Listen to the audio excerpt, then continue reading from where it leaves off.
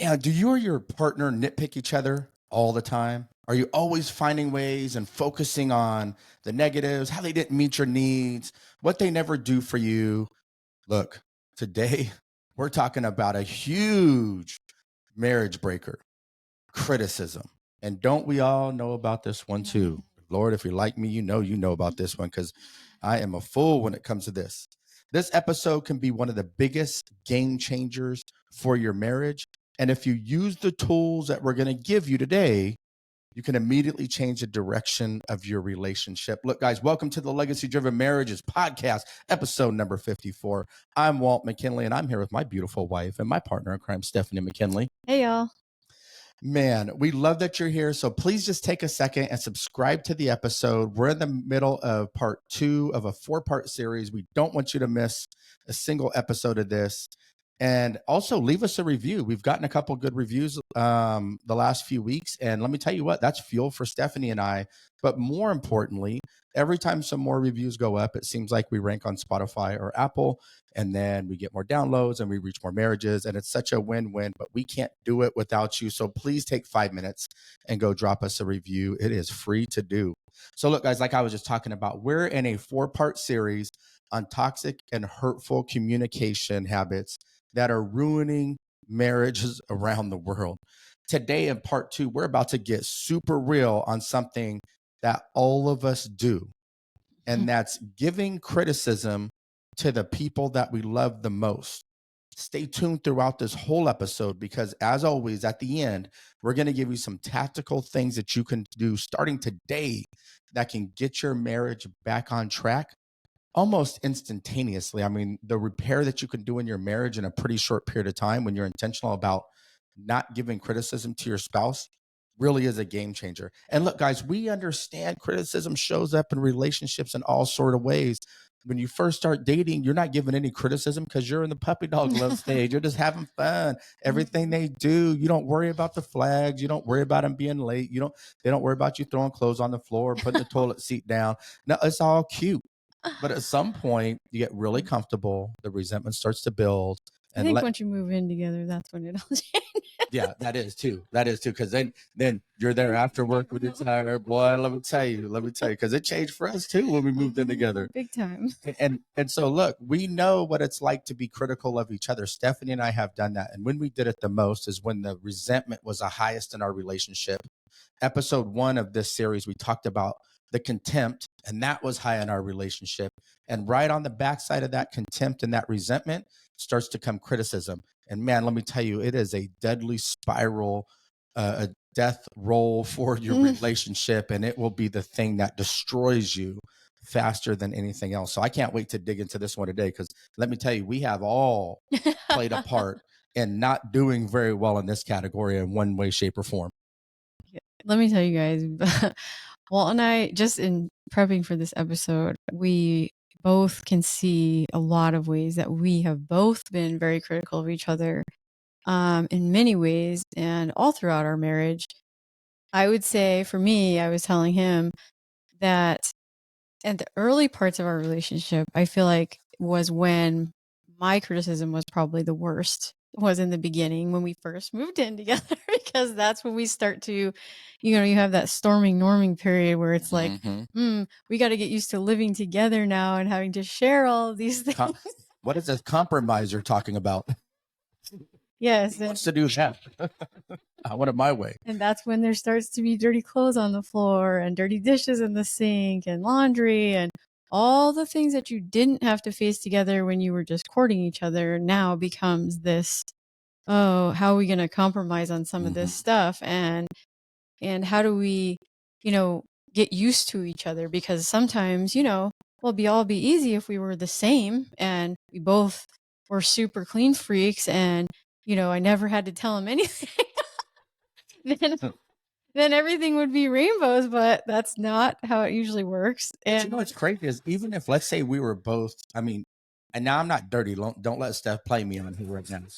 I do leave some clothes on the chair in our room sometimes, but even if we were both super clean freaks about everything, what we prioritize cleanliness of would still be different. Even if we had the same attribute of wanting everything spotless, how we did it the order in which we did those things, what we would leave and what we wouldn't leave would be different between the two of us. Oh yeah, definitely. And this is why relationships are hard. Yes, and well, even recently, it's funny because Walt and I went through a marriage workshop recently, and we're at a point where we'd never say our marriage is perfect, but we were like, yeah, we out of 10, we'd say we're like an 8 because we feel like there's always room for improvement. And even during that process, we came to one lesson where we really realized, man, we need to talk about this because this has been kind of an underlying issue we didn't even really address. And a lot of it is this because our we've talked about on previous episodes about how Walt walked away from corporate America and now he's home and we started doing this business together, and that changed our whole lifestyle and how we've operated for our whole marriage because he was always the breadwinner and I stayed at home, and so we had very separate roles, and we had this kind of that norming storming or however you say it.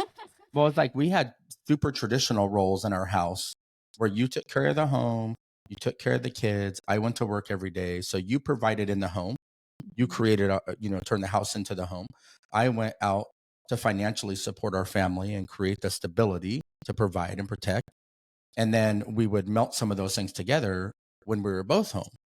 But man, when you go down this entrepreneur path, like Stephanie and I have, and the marriage workshops and the podcast, but there's still the home stuff to do, and everything's getting blurred. All those lines are getting blurred. You really have some norming and storming to do before you start performing in your marriage again on who's going to take care of what and who helps out with what. And maybe the roles aren't as defined as they were previously. Maybe there's a lot of overlap. And so we had to have some real conversations about that, because I know, I'm going to speak on me. I was definitely being critical of how much Stephanie was or wasn't doing, or how outside of her comfort zone she was allowing herself to get versus when she was staying safe. And I felt like I was pushing myself, but I was with the things that I was the most comfortable with, not necessarily the things that I wasn't as used to doing. And so I really had to take some ownership of that and start to make some adjustments to try to show up as the best husband possible. Because ultimately that's the goal for each of us, to show up as the best spouse possible. And the benefit that the other person gets of you showing up as their best spouse is they're happier, they return it. And then your marriage just goes into this beautiful cycle versus the insane cycle we keep ourselves in. Yeah, so just being really honest here, Walt and I really can speak to this very intimately because we have both been very critical of each other at different times, and sometimes not even realizing, except for the reaction of our spouse, is what kind of indicates to us, oh, I guess that was more critical than I thought it was, or I guess I really was criticizing without really realizing I was criticizing, because really I'm just trying to communicate how I feel. That's how we feel in the moment when we're being critical. We're like, I'm just expressing my feelings about this. But a lot of times the criticism is where we're kind of blaming the other person instead of just addressing the behavior or whatever it is that you're hoping or wanting to change, or, just expressing that you would like something to be different. We end up just taking that out on our partner and kind of blaming them and being very critical. And so Walt and I, we have a list of examples for you guys of how this will look in your marriage. Yeah, and I think that the examples are important because it is the way that a lot of us talk to each other or are talked to in our relationship. And so the self-awareness piece to anything we're going to do in respect to our personal growth or our marriage growth is vital to really getting into a cycle where you're elevating versus destroying what's out in front of you.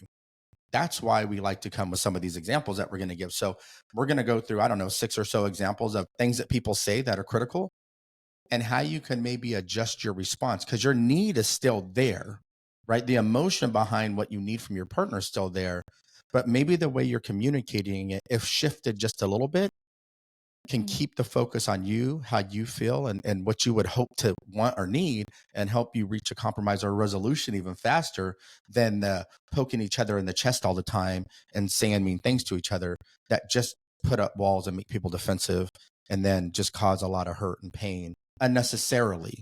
in our relationships. We do have control over this. We just have to make the choice to actually control it. So we're going to go through some examples and then some responses of how maybe you can shift that a little bit. So listen for yourself, most importantly. And then I want you to also listen to see if there's an opportunity for your spouse, if they're not listening with you, to take away some of these things, to also allow them an opportunity to have some healthy communication too.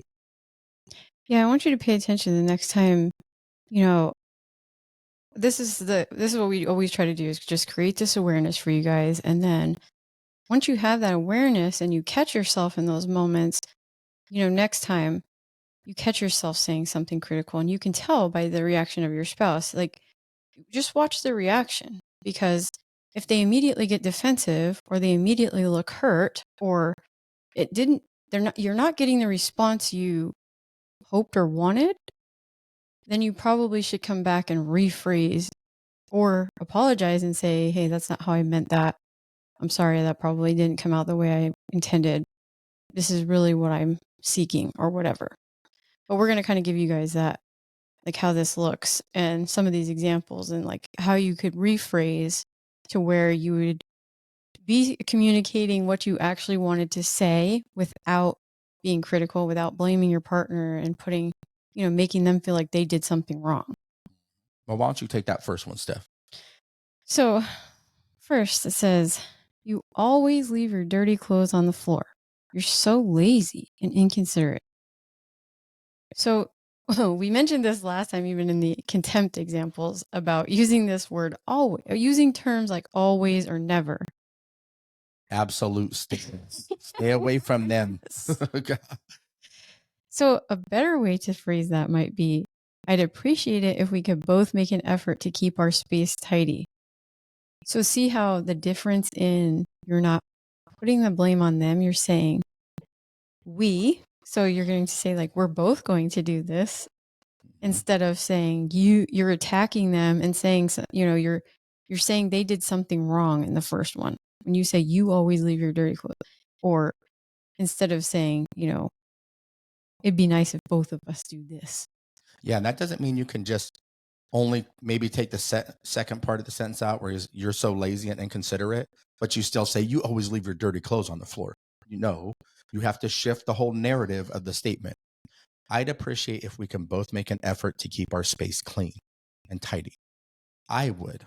Now you're taking ownership also. And you're also making it about you and how you feel and what your want is, not what they're not doing. See the difference in that? So let's go to number 2. You never listen to me. You're so self-absorbed. Yeah, I'm sure that's going to get a great response from your spouse. In case you were wondering, like, would that work for my spouse? It's a no. So instead, what you can say is, and I feel really unheard sometimes, and it would mean a lot to me if we can have more open conversations with each other. I feel unheard. It would mean a lot to me if we could have more open conversations. So you're saying how you feel. Yes. It's about you and what you need from your partner. So frame it up that way instead of blaming or pointing a finger at your partner. Yeah. Number 3 is, you're terrible with money. You spend without thinking about our future. When instead you could say, I'm concerned about our financial stability, and I think we should work together to create a budget. See, again, first one is blaming. The second one is saying, let's do this together. Such a different tone to that whole statement in just the way you're phrasing the sentence. And generally, you can tell just in the way you would say the first one, it's coming from a place of anger, where the second one shows that you took a second to think about that and how you found a solution. You're being solution oriented instead of just putting all the blame on them. Boom. And that's why we've done 2 episodes on financial literacy and having conversations about budgets in your marriage, because we know that one's a big one. We've seen people really get in some significant arguments over that. And I don't think we've had any big blowouts in our marriage with that, but we've definitely been super petty with each other when it comes to how we want to spend money, because the core is the same, but then how we want to just spend discretionary is definitely different. See how, like, but he said, like, the person says, you're terrible with money. So literally right there, you're just attacking, blaming, instead of saying, I'm concerned about this, and I think we should work together to create a budget. It's so different. All right, so let's go on to the next one. So You're always so forgetful. I feel like you don't even care about us or our plans. Man, talk about making somebody feel bad. How about you just say, I feel frustrated when our plans get disrupted. Can we find a way to be more organized together? Right? I feel this when the problem happens. Here's what we can do. Like Stephanie said, here's a solution that would really work. Are you okay with that solution? Right? I feel problem. Here's a solution. When you can really change your narrative and your conversations in your marriage around that and get away from that, the complaints or judgmental remarks or the negative feedback that you give your partner, you really do transition from detrimental dialogue back and forth between the two of you guys and conversations to something that is really going to move for you guys forward together and allow you to compromise in a way that both people's needs end up being met. Right. So instead of like you're saying, you come at them saying, you're this or you're that. Instead of doing that, you're coming to them with the problem by saying, I feel like this. How about we do this? So you're bringing you're letting them know the problem and you're bringing that solution. We've talked about this a lot, but I like that these examples are kind of showing you how you can do that and what we mean by that. Like instead of just blaming and throwing the problem out there with anger and contempt and saying, and you're just blaming them and you're not taking any accountability. You're actually coming to them and saying like, well, I feel like there's this problem. Here's how I think we can go about trying to make it better. Like, what do you think? Well, here's how I think we Right. can And go that about making it opens the better. conversation. Okay, well, I can meet you halfway on that. Okay, I can meet you halfway on that. Awesome. We have a great marriage. Right. It's Because really they might come back and be like, well, here's the problem with that. And they don't like your solution. But then you have the conversation at least. right. It's all about having the radical conversations instead of allowing your emotions to disrupt the direction of your relationship. Okay, I think we're on 5. Okay. So you're so boring. We never do anything exciting. Lame ass. Wow. You just You pulled them suck. there. Instead, say, I miss the excitement in our relationship. How about we plan some fun activities together? See, I like that. You're bringing the solution. You're telling me, like, let's do this.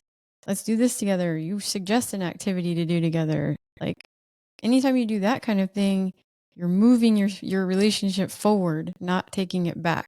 You see the difference when the first statement, we're taking our relationship backwards. The second statement, we're pushing our relationship forward. Yeah, maybe your spouse isn't a planner, so you plan it. You say, I'd like to do something more fun. I'll even plan it. Are you cool with that? Yeah, okay. Because maybe they're just drowning at work, or maybe they don't really think about it like you do. Like, Right. and we're going to talk about Sometimes something's more important to you than it is to them, but it doesn't mean that they wouldn't support you in wanting to do it. exactly. So let's go to the last one. So this is a big one for all you parents out there.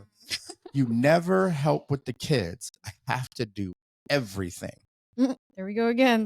Man, absolute statement, right? You never help. I have to do everything. Is that really true? Or are you letting your emotions get the best of you? Instead, say something like, hey, oh, look, I lost my Yeah, I was about to read the next one. Say something like, man, I really feel overwhelmed with the kids right now.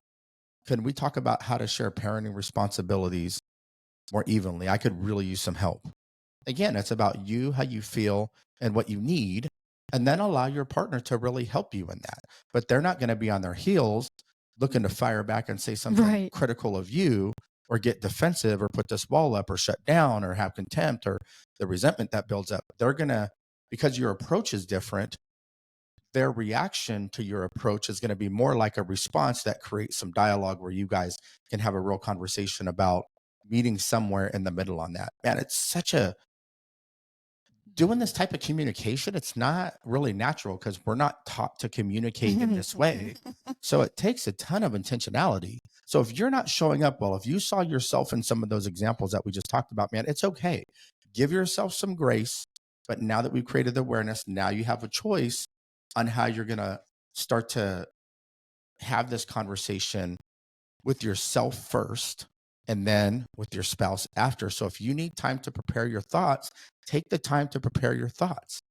Take a second, take a breath, take a break, come back to the conversation if that's what you need to do. Again, am I moving my relationship forward with my next statement, or am I making my relationship worse with my next statement? You really got to ask yourself that when you feel that chaos and turmoil and you're ready to like fire back and poke your partner in the chest because you feel hurt about something they said to you.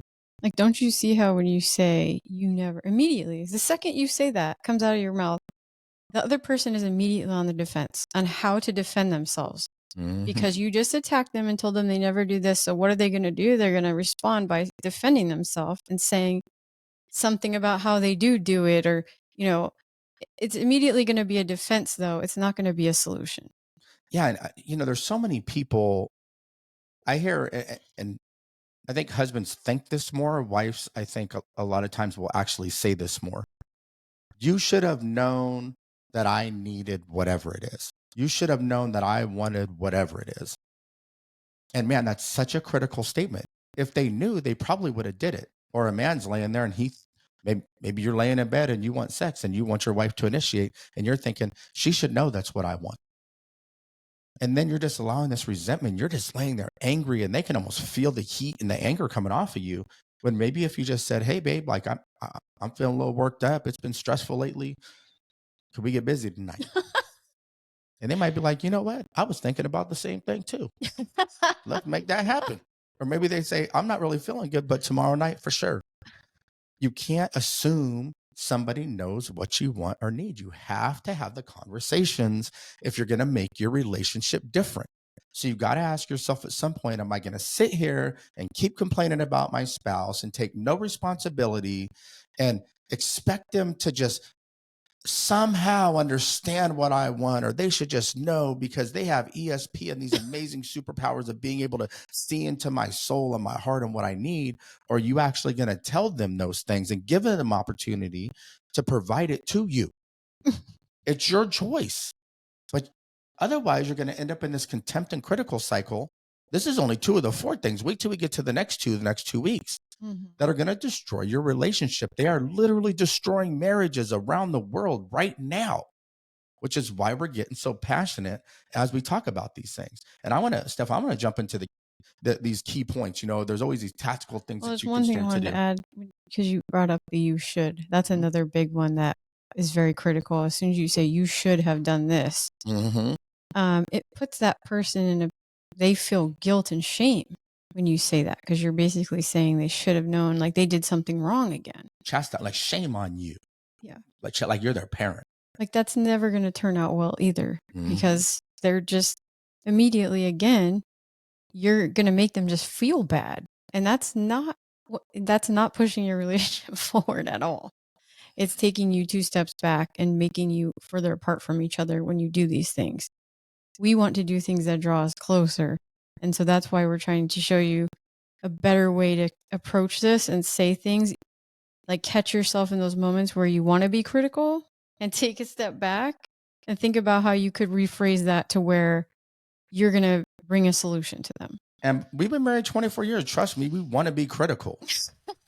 That's just marriage, man. So if you're out there and you're in this cycle, yeah, I'm telling you, when you're critical, that's you reacting. We talk about reacting versus responding. Being critical is reacting. You're just reacting out of emotion. You're feeling angry in the moment, or frustrated. Maybe it is the umpteenth time that you feel like you've already told this person a bunch of times and it's still happening. There's no change in the behavior. Well, that's when you need to change your approach, because obviously whatever you're doing is not getting the point across. So you need to take a different approach. You need to change it.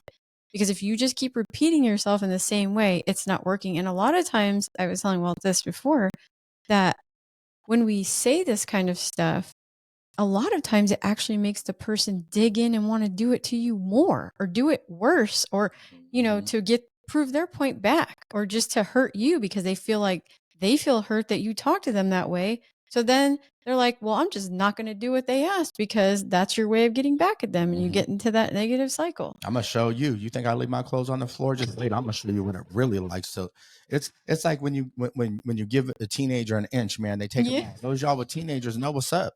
Like they take a mile. And well, you didn't tell me exactly this. And even as a parent, you have to take a step back, because trust me, teenagers will trigger you. You have to take a step back and say, You know what? I guess I wasn't explicit enough with you, and I expected you. You should have known what I meant. No, how should they know what you mean if you didn't actually say what you meant?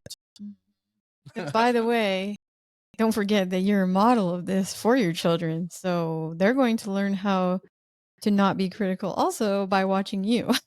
Exactly. So, okay. So so how can you dig out of this hole maybe you found yourself in for you and your spouse, or maybe it's your spouse that does it more, but we all have to take ownership. Stephanie and I have both done this to each other many a times. We will do it to each other many a times again. We just don't do it nearly as much because we catch ourselves and we're intentional.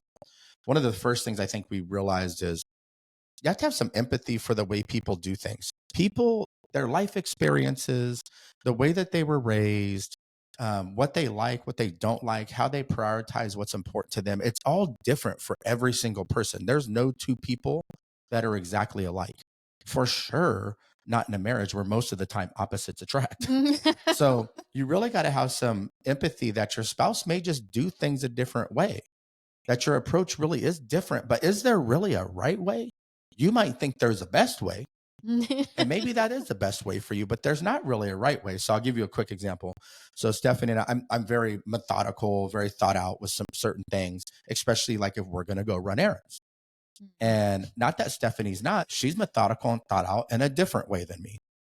So when I think about going to 3 or 4 stores to run errands, Walt's thinking about things in efficiency of time. That's how he prioritizes. Facts. How fast you can get something done. That's how he Especially prioritizes. if we're going to go look at stuff in the store. And I just know I just won't go to certain stores with Steph because she likes to look around. So let's say we're going to go to 4 stores and run some quick errands. I'm thinking, how do we get there all right turns, and what's the most effective, efficient way to get there as fast as possible with the least amount of traffic, with the least amount of obstructions?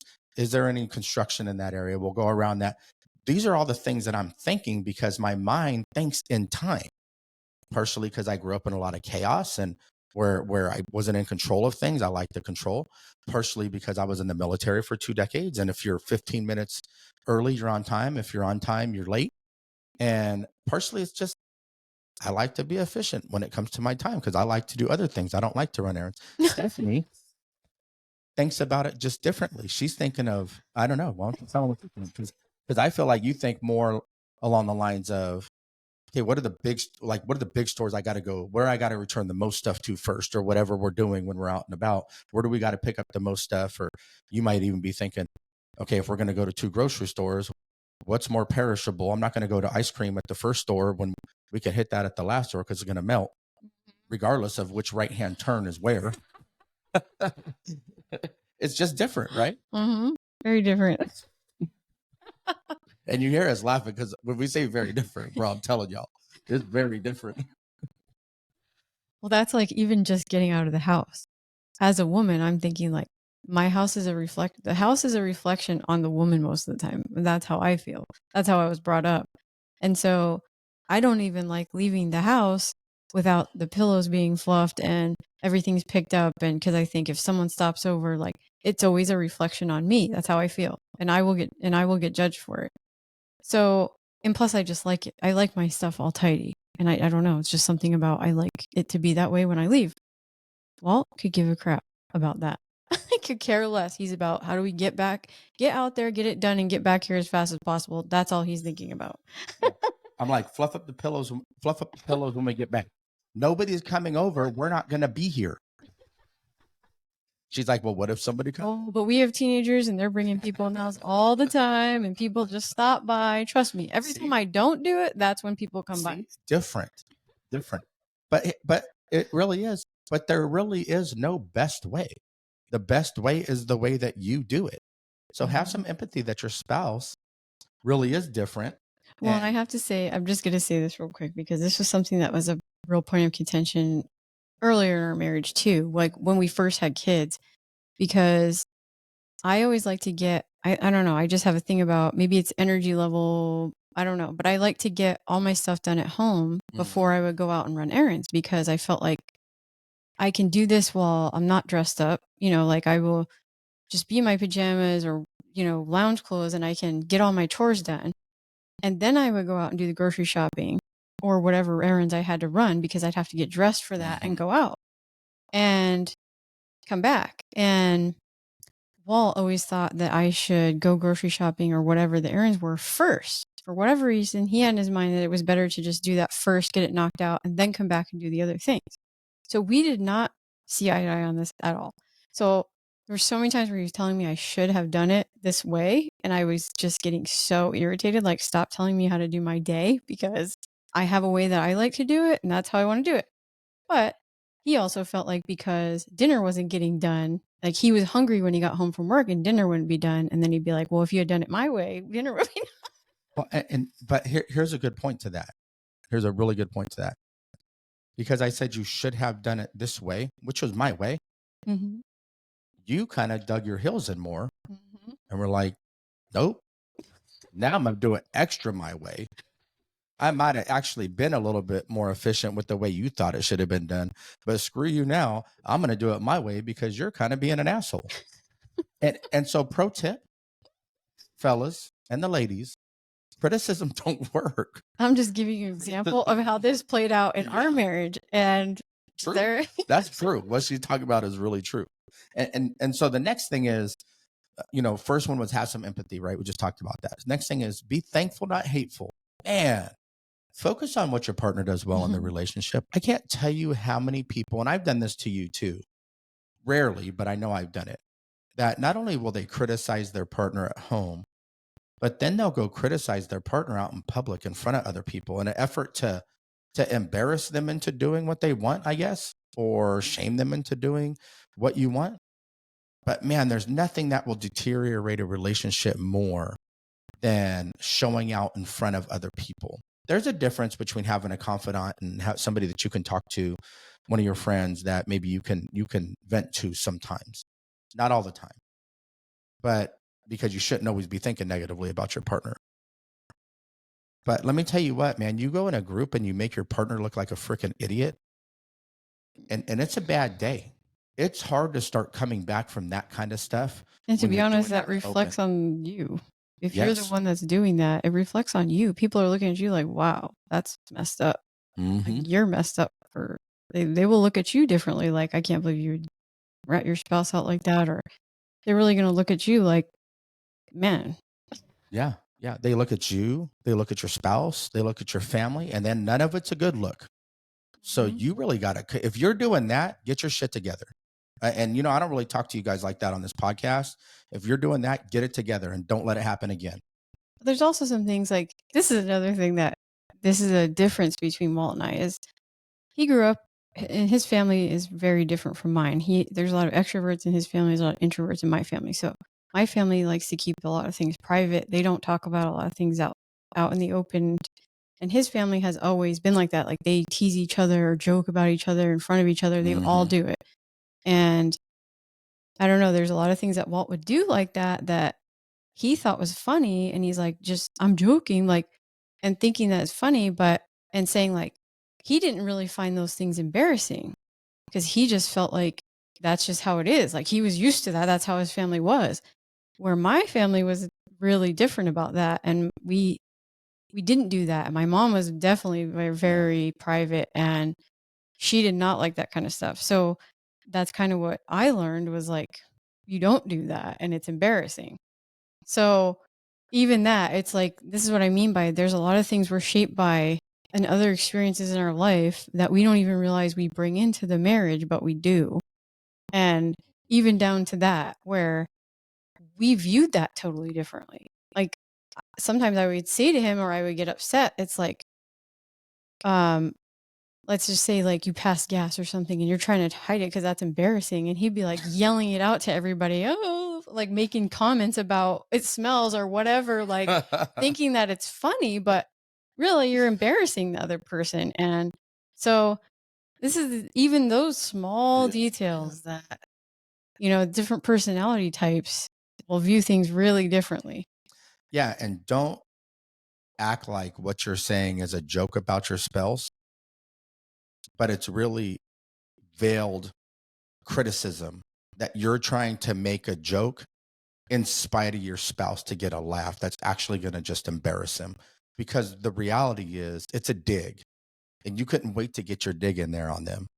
And you did it at the expense of how you look, how your spouse looks, how your family looks, how your relationship looks in front of everybody else. And like Stephanie said, when I say get it together, I'm talking from experience, man. I had to tell myself this. And sometimes you need the cold, hard truth in your face before you start taking some accountability and responsibility for the way that you're showing up poorly, instead of just always pointing the finger at your spouse. You got to turn the finger back towards yourself and point it towards yourself and say, man, like, there's some areas I got to clean up too before I worry about what my spouse is doing at all. But before you move on, the one other thing I wanted to add to the where he said focus on what your partner does well in the relationship. I think of the book Well Done. I don't know if any of you have read that, but it's about it was really about training animals, but it's Training even orcas. yeah, it's for people too, is that rather than focusing on what they're not doing, praise, praise, praise when they do things well or they do things good. The more praise you give, the more someone wants to do that and will do it. So that's a better way to get maybe what you were hoping to get than the opposite. When you criticize and when you're mean and you cut your partner down, you're going to get the opposite effect. They're going to want to do that to then hurt you also. So praise. But the crazy thing is if you think about just being thankful in general for everything that you have in your life, most importantly, outside of your relationship with God, the relationship with your spouse, and you really are thankful for the things that your spouse does, and you don't hyper focus on the things that they don't, you're happier too. Your spouse is happier, your family is happier, the entire environment in your home is happier, your kids are happier. It is such a win-win when you can approach life from the lens of being thankful versus a lens of well, I don't have this, or when you're comparing it to other people, or where you're just hyper focused on the one thing out of 10 things that they're not doing, and you're not even thankful for the other nine things that they are. Man, when you can really make that adjustment mentally and start to be thankful in a different way for all parts of your life, in this case, in your relationship, the power of what that does and the transformation of your life and your marriage is just profound. I cannot understate how big of a deal that is in your relationship. It is huge, huge for every aspect of your life. Well, and I think about how Walt talks about it a lot, where he would say, maybe there was like 5 things that, your spouse does, and they do 4 of them really well, but you just keep focusing on the one that they don't. And man, what a difference if you had been focusing on the good ones. They probably would have corrected the other one that wasn't happening. Or, you know what I mean? By praising the things they were doing well instead of focusing on criticizing what they weren't doing. Yeah. And so he said, have some empathy, be thankful, not hateful, and then communicate and compromise in your marriage. Look, having your wants and needs met in your marriage is really critical. And it's important as a human being to feel seen and heard and feel like you're getting your wants and needs met. But you have to understand your partner, even when they're compromising, they're still not going to be able to meet all of our wants and needs. We have set these unrealistic expectations of the world around us and what everybody should and shouldn't be doing for us most of the time, because as a human being, we have this insatiable appetite for all of that. We can't even meet our own personal wants and needs to the max, 100% capacity. So when you start to realize that, but you start to have conversations with your partner, we gave you all the examples at the beginning, and you come with I feel like this because of this problem, not because of them, but because of this problem. And I would really love this. And you bring that solution to the forefront, your communication and your dialogue looks different. And then the reaction and the willingness to compromise from your spouse changes. And then you start to meet halfway in the middle where both people feel like their wants and needs are being met. And when you can get in that place where it's just this beautiful cycle of wants and needs being met, the happiness scale that you're living in every single day goes through the roof compared to where it would be otherwise. Yeah, and another question I really like for, if you're noticing that your spouse is lacking in some area and they seem to be kind of struggling, it's you jumping in and saying, how can I help you? How can I help you get Proactive. get this done? Or, like I'm going to use his example from earlier. If it is something to do with sex, then, maybe you ask your spouse, well, how can I take some things off your plate? How can I help you? That maybe then she would have more energy for you to have sex. I mean, I would just have to come back to that one because it's a common issue in marriages where it's kind of a lot of the same things that we're all kind of feeling like is lacking for us. And there's a reason for that. And there's ways that we could be more solution focused and oriented that would solve a lot of that. It's just we're not willing to see it, or, we're not even taking the time to remove ourselves or think about where our spouse is coming from, that maybe they need some help. Um, there's a lot of things, like even when, there was a time where Walt was working very heavily in it. So it's like, well, how can I help you that like you won't have so much on your plate? Like it just, that's part of being a partner to someone is we should be jumping in and helping each other and working as a team. It's not a competition. It's not a, you know, how are you meeting my needs? That's not how we're supposed to be looking at marriage. But that's how, when I hear people talk about it and the things they complain about, that's absolutely the attitude we have most of the time is, how are you not meeting my needs? And not thinking about how you could be helping your partner, and then you probably would both be winning. Exactly. And look, I want to leave you guys with this, guys. You talked about the team, Stephanie. Always keep the team win the priority. It's never about your win. It's never about your spouse's win. It's always about the team win. How do you do that? You have some empathy. You be thankful. You communicate and you compromise. But it's all because the team and the family wins when you do that. So you got to ask yourself, am I doing the things necessary for our team to win? Am I willing to pass the ball off to my spouse so they can make a shot too? Or am I being a ball hog and it's all about me and it's all about me getting the glory and the love and all the points? Make sure you create a culture and an environment in your family and in your relationship where the team can win. You deserve that. Your spouse deserves that. Your family deserves that. And that's how you change and create powerful, powerful legacies.